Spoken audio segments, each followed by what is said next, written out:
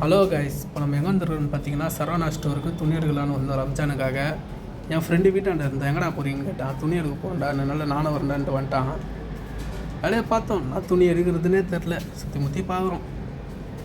இப்போ நீங்கள் அங்கே துணி மட்டும் எடுக்க போனீங்கன்னா வெறும் துணி மட்டும் எடுக்க மாட்டீங்க, எல்லாமே வாங்கலாம். செப்பல், கம்பல், வளையல், அதுமாரி அவன் ஒய்ஃப் எல்லாத்தையும் வாங்கிட்டு இருந்தா லைனாக. அடுத்து பார்த்துன்னு வந்தோம். நான் ட்ரெஸ் எடுக்கிறதுனே தெரில.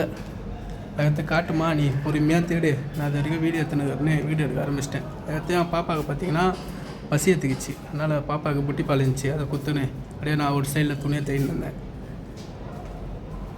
என் ஒய்ஃப் இங்கே போகிறா எங்கெங்கேயோ போகிறா. கலர் கலராக வேணும்னு கேட்டுருந்தா. இந்த கலர் நல்லாகுதா, இந்த கலர் நல்லாகுதான்னு.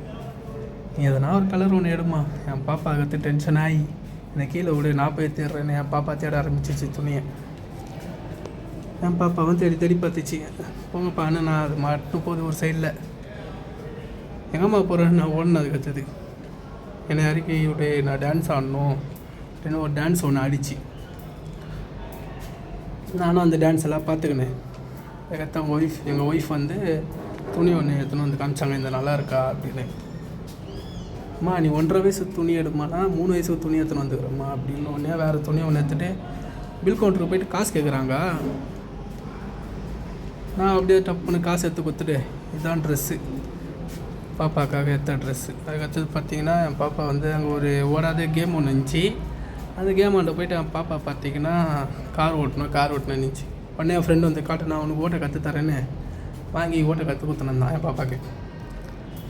அதை முடிச்சுட்டு, ஏன் நீ கார் தான் ஓட்டுவேன், நான் ஜெட்டு ஓட்டுவேன்னு என் ஃப்ரெண்டு ஜெட்டு ஓட்டினுக்கிறான்.